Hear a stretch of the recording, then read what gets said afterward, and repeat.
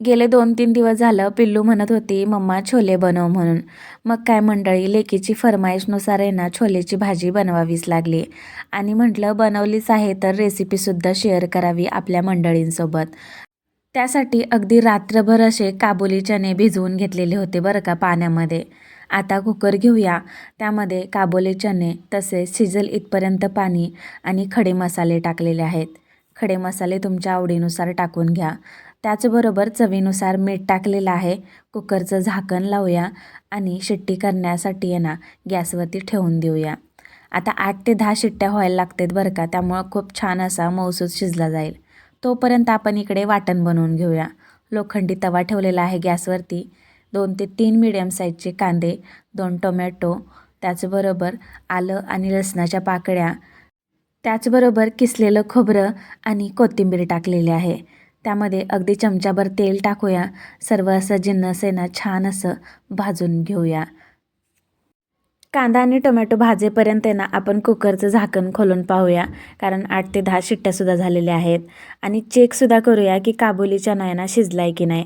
आणि पाहू शकता व्हिडिओमध्ये तुम्हाला अगदी सहज दिसत आहे की छान असा चणा जो आहे ना तो शिजला गेलेला आहे मऊसूत. आणि इकडे वाटणसुद्धा अगदी मस्त असं डाग पडेपर्यंत छान असं भाजून झालेलं आहे. थोडंसं गार केलं, परत मिक्सरच्या भांड्यामध्ये टाकते आणि छान असं प्युरी करून घेते, मसाला वाटून घेते. मसाला मात्र छोले बनवण्यासाठी आहे ना परफेक्ट असा तयार आहे. आता देऊया फोडणी. फोडणी देण्यासाठी आहे ना 2 ते 3 चमच असं तेल टाकून घेऊया कढईमध्ये आणि वाटण टाकूया. वाटण आहे ना अगदी तेल सुटेपर्यंत परतून घेऊया बरं का. आता वाटण कितीही जर आपण कांदा, टोमॅटो, खोबरं भाजून घेतलं ना, तरी तेल सुटेपर्यंत वाटण मात्र आहे ना परतायलाच लागते बरं का. त्यामुळं स्मेल पण खूप छान येतो आणि खायलासुद्धा खूप चविष्ट लागतं वाटण.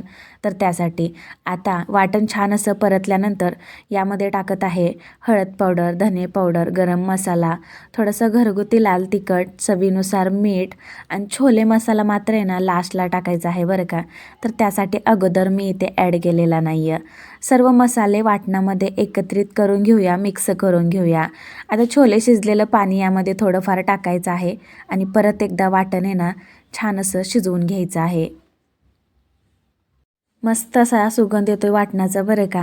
आता वाटण छान असं शिजलं गेलेलं आहे. तर यामध्ये टाकूया शिजवलेला काबुली चणा आणि ह्या चण्याचा सुद्धा ना मस्त असा स्मेल येतोय बरं का, कारण त्यामध्ये आपण वापरलेला आहे खडे मसाले. त्यामुळं अधिकच चव आहे ना मस्त अशी खुलली गेलेली आहे. सर्व चणे आहे ना वाटणामध्ये ग्रेव्हीमध्ये मिक्स करून घ्यायची आहे. आणि जर तुम्हाला ह्याच्या व्यतिरिक्त अजून ग्रेव्ही बनवायची असेल ना तर बनवू शकता. पण मला मात्र आहे ना टिफिनला द्यायचं होतं, त्यामुळं अगदी दाटसर असं मी बनवणार होते. आता काबुली चणा तर शिजलेला आहे, त्यामुळं खूप काहीसा वेळ लागणार नाही आहे भाजी शिजण्यासाठी. अगदी 2 ते 3 मिनिट आहे ना कमी गॅसवरती ठेवून देऊया. आता सर्वात शेवटी टाकायचा आहे छोले मसाला आणि आता बारीक चिरून खूप सारी कोथिंबीर टाकायची आहे. आणि झाली ना मंडळी तयार अगदी साध्या, सोप्या, घरात उपलब्ध असलेल्या साहित्यामध्ये ही छोलेची भाजी तयार. अगदी ही भाजी तुम्ही चपातीसोबत, राईससोबत मस्त एन्जॉय करू शकता किंवा टिफिनमध्ये सुद्धा देऊ शकता. कशी वाटली रेसिपी मला नक्की कमेंट्स करून सांगा.